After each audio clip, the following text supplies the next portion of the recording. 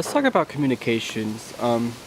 There's so much to discuss within communications, and I think a lot of people just don't realize it. I made quite a lot of videos on this because I'm very passionate to understand communication, just because I feel like I'm misunderstood quite a lot. So I've taken the time to study it, and I want to share what I've learned. I want to use this analogy for a second, though. Let's think of a chain. This chain is as long as we want it to be, but let's pretend this chain has zero link.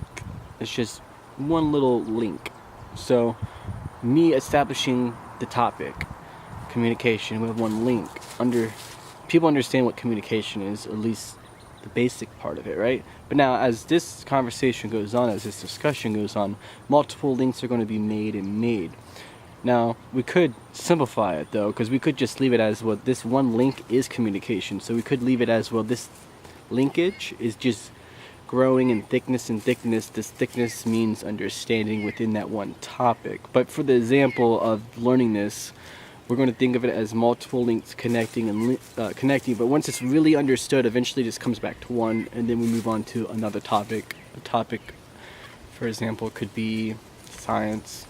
Very broad, but it's a link because science has a definition meaning. Conversations are very complicated just because 7% of our words are understood and the rest is just a guessing game. Not really, but kind of. So the 7% of the words that are understood are legitly the words. I could say a whole sentence, and within this sentence, if you knew Spanish and I know English, you wouldn't understand a word I said, because they're just words, but the words have definition behind them. Once we start dealing with metaphors and things along those lines, things start getting really complicated. Sarcasm, for example, this is deeper level of communication that words alone won't allow you to understand. You have to now have intelligence behind it.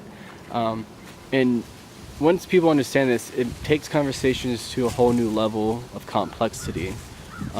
So within a conversation, you have eye contact going on, you have facial expressions, you have hand gestures. This is helping someone to express themselves just that much deeper. Those who pay attention to someone's hand gestures, to their facial expression, to their eye contact and eye movement and whatnot, are going to really have a deeper impression of what just took place. Those who think none of that matters are very unaware of a lot of factors within that conversation that did just take place. So when you ever hear someone say, 7% of the words, 7% of conversations are understood just by words alone, that's what they mean by that. The words themselves are understood, but there's so much more to language in conversation that it gets complicated very, very, very quickly. To add to that, so we have emotional language and logical language. You could think of logical language as more business language, and you could think of emotional language as more personal. That's not necessarily the case, but it's probably easier to understand. In a business setting, you try to dodge away from all emotions at all costs because it is very critical, very detailed, very just precisely that. When you're dealing with emotional language, you're dealing with people's feelings, you're dealing with how you feel and see towards stuff, and then it gets different. Studies have shown guys know more command-based language, which is more logical language, and girls know more emotional language. I think today that statistic is very vast and different because I know guys who are very emotional and girls who are very logical, so it kind of depends. But it's something to be aware of because a lot of guys are like, I don't understand what a girl is saying. I don't have a clue. Probably because of talking in a more emotional based language. They're wanting you to correspond with what they're saying and add to it, not be so independent. Logical reasoning has a lot more independence to it when it comes to this language, this language barrier, I should say, based off guys are more independent by default and girls are more social, more connected. Again, I think as time goes on, this is becoming more bridged and it's more both sides of the spectrum. Understanding this complexity in itself leads to now a little more detail that needs to be expressed. How can we actually now have better conversations? Attention is so huge. Having direct eye contact with someone is very powerful. It shows confidence, it shows that you respect them, it shows you're paying attention. And the times, you're not having direct eye contact, you have so many possibilities going on both parties' sides. The speaker might feel like, well, they're not really understanding what I'm saying, they're not really paying attention to what I'm saying. Or you have this happening, the person listening really isn't paying attention because they're having a lot of noise in their mind. In both situations, you can have a course of action to fix it. Now, say if someone's talking to you and you really are having a lot of noise in your mind, you have a whole other conversation going on, the respectful thing to do is just to tell the person, hey, I'm right now not focusing too well, can we talk about this later? That's the responsible thing to do. Now, many times that doesn't happen. Many people just listen and let the person talk on, and then later down the road they have the counteraction of, oh, you didn't have a clue what I said, you didn't hear none of it. And sometimes that's whatever, but in my books it's not whatever, because if you say something to me, I should listen and understand what you're saying, not just listen to just have a blah moment in my mind. If you can engage a conversation with a topic or a subtopic before you have the conversation, it's going to have a direction. Many conversations never have this happen, but people actually do it more than they are aware of. They open the conversation by a big topic, and then people dive in, and then it kind of opens up and goes in a certain direction. And that's the awesome part with being, just the ability to speak. You can take it any direction you want, but having that subtopic allows for more personalized direction for sure. And a lot of people, I think, need to do this more often. For example, if you have high matter of importance that needs to be taken care of, you need to just tell someone, hey, we need to talk about blah blah blah, do you have the time to talk about this? And if they don't, schedule a time, because what's happening is once that subtopic is established, both parties are coming on to the same page, and you're hoping they are, and then now you can start talking about it on the same page. But if I just come up to you and just suddenly start talking about nonsense, that's what it is in your mind, it's nonsense. So that's very good to pay attention to, just creating a subtopic and then trying to stick to it. You have a lot more direction in your conversations, and it'd be pretty great. Giving someone the benefit of the doubt is important, and I think we don't do it enough. I know I don't, and I guess what I mean by that is you start a conversation and you start realizing maybe the person isn't following, maybe the person isn't paying attention, just because they're not giving you the eye contact, they're not giving you any acknowledgement of, well, I'm understanding what you're saying. So you start basically overbearing them with so much information that someone's like, yo, you think I'm stupid? That's kind of like what they're guessing or thinking in their mind, and some people actually will directly say that to you. So giving someone the benefit of the doubt means you're hoping they understand what you're saying, and you're hoping they have it in them to say, I don't understand. And this is where pride needs to be established, as in there should be no pride. I don't care who you are, what knowledge you know. Pride never will have any good means in any kind of conversation, which I guess since I'm kind of on this topic, let's mention it. To have a win-win conversation, you got to have no pride. You got to have the wanting that everyone understands one another, meaning everyone is coming to talk here to understand. People aren't here to say, well, my point of view is better than yours. This isn't a debate. If it's a debate, even within a debate, if you're mature, you're still going to give someone the respect they need to say what they want all the way through. Listen them out, and as you do, I can almost promise you your perspective will grow. If it doesn't, that means you probably already knew it. But even in this case, say if you knew 99% of what they said and that 1% you didn't know, you've now walked away with 100% knowledge in that field until someone else can push it to you 101 or etc. Listening to someone all the way is going to give them the ability to feel like they matter, their voice was heard, and the next time you come together to discuss anything, this emotional bank account is very well established, and people are going to really appreciate it for sure. Speaking with a loving, caring voice is powerful. It's kind of like a mindset you have to establish by all means. To say, I want to speak with an adult voice, I want to speak with maturity, with respect, integrity. I want to have all these elements combined into one voice. It takes a practice, because say if you get in a discussion and it goes south, to keep the discussion really going in the way you want it to go, in a mature way. Say if someone gets really loud and energy gets high in a bad way, you need to just keep the steadiness of, well, this is how I want the conversation to go, and eventually they're going to come down. If they don't, they're going to walk away, and hopefully as time goes on realize they were in the wrong. And if not, you have respect for yourself, and those around who saw it are going to respect you over them because you did keep your cool. But 9 out of 10, if you would have this go on, someone's really high, you're kind of low, the person's going to kind of mimic to this just because it would be abnormal and it's going to feel really weird. But now say if you do have that happen and someone really isn't giving you the respect, they're not giving you the ability to talk, you can just kindly say, hey, I see this is a pointless conversation, we're not really getting anywhere. Out of respect for our friendship and connection, let's talk about this later. Sometimes you have to really face what's happening, so sometimes it's good to just say, hey, let's take a 10-minute break and let's come back and to discuss this. This is going to allow you to get new perspectives, but also calm down, get a hold of yourself, and feel good.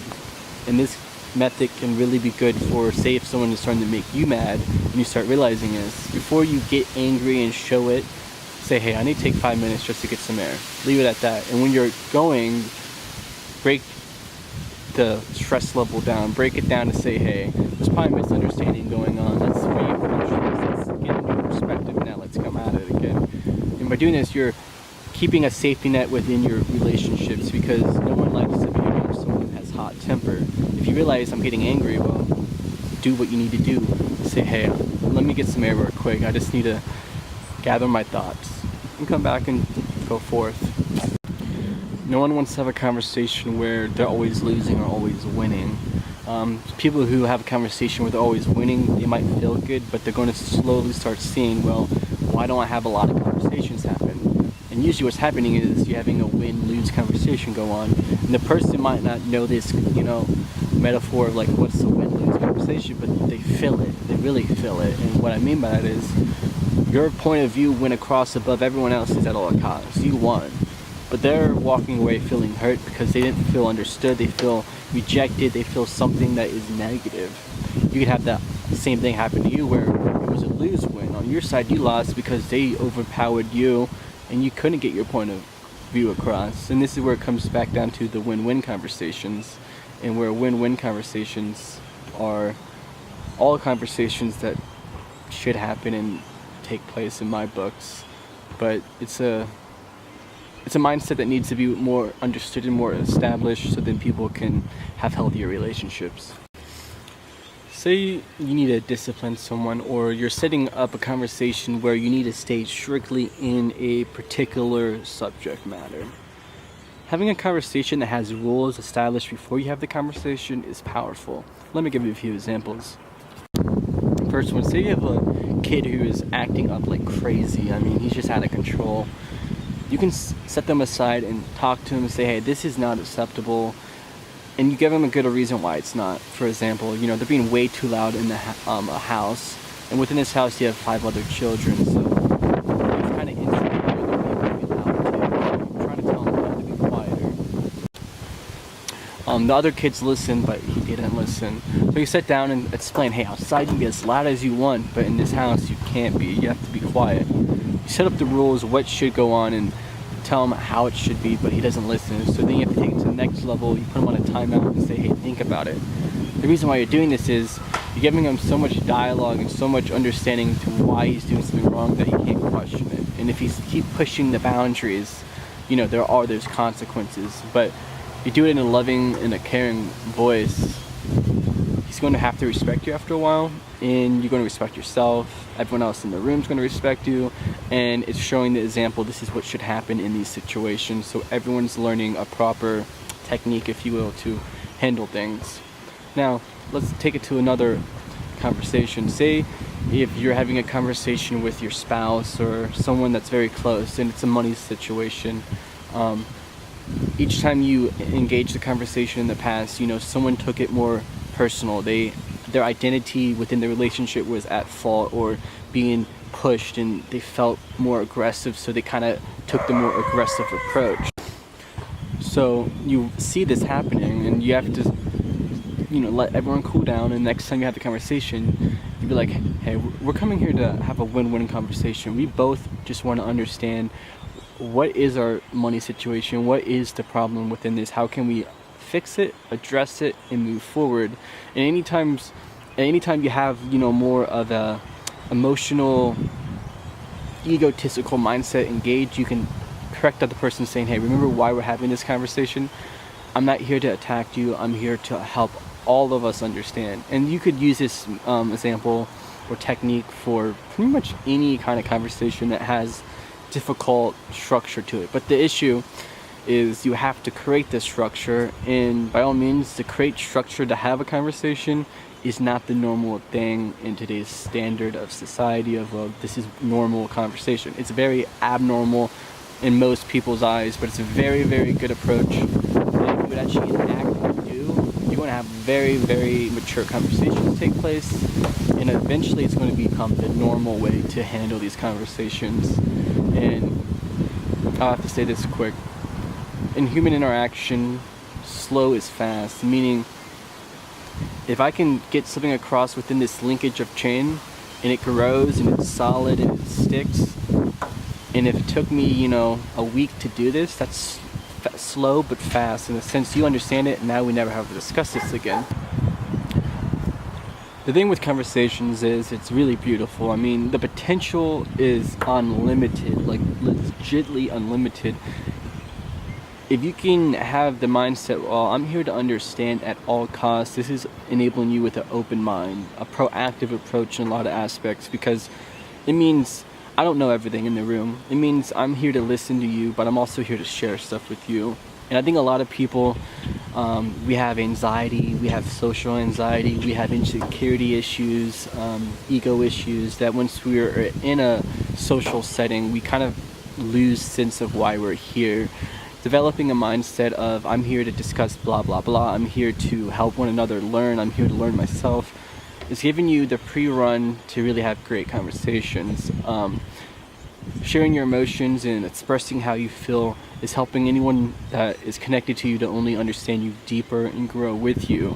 I don't think anyone wants to just be around someone that they don't want to be around. They want to be around you because probably they love you or they really appreciate what you say. And a lot of people with anxiety to insecurity issues feel potentially the opposite. They feel like my voice doesn't matter, what I say doesn't matter, or they might feel everyone's against me. And if this is the case, you got to understand that is more personally within your mind, because 90% of reality is what is in your head and 10% is outward. In conversations, this is still very true. And you have to realize anyone who's listening to you probably wants to listen to you. If they don't, they probably should take the proactive approach and say, I really don't like when you do this. And if they don't do this, honestly, it means they're in the wrong themselves, because they're not really taking a healthy approach to fix this situation, or they don't really care enough to fix the situation. If you love someone and you really want to grow together, you're going to address those things that do bug you, but you're going to be also sensitive towards it. You're not going to just come and say, oh, I hate when you do this, blah, blah, blah. You're going to say, I really don't like when you do this because it makes me feel, and you give a very deep reason to why you feel in that way. But a lot of times we don't do that. We just address stuff and assume people know, which I need to say one last thing before I make this video conclude up. The longer you get to know someone, the less you talk. The reason to this is you go into an autopilot mindset, meaning you assume you assume you understand, but majority of the time you don't. The reason is this. As you watch this video, as I watch this video, if I would watch it in 5 years from now, my understanding within all of this subject matter is going to be way larger and deeper. I'm going to grow in all aspects, meaning every single conversation we have, it changes. Our understanding of the words being said changes. Our understanding of the situation changes. We get wiser based off more experiences, based off seeing more, to the point they say every 7 years, people change. What they don't calculate or realize is they're changing day by day, step by step, moment by moment, each time they learn something. So in a relationship especially, a lot of marriage issues are based off this. Our communication is no longer there. We don't love one another. I don't understand him or her. And usually what has happened is people completely have forgotten to actually communicate. Well, how do I feel? What do I think about this? And I don't care if you told me 20 years ago how you felt about that. I want to know how you feel about it now, today, because I know your perspective of that could have changed. And I hope it did, because that means you probably grew. And if it didn't, maybe that means it was so amazing of a moment, nothing can ever beat it.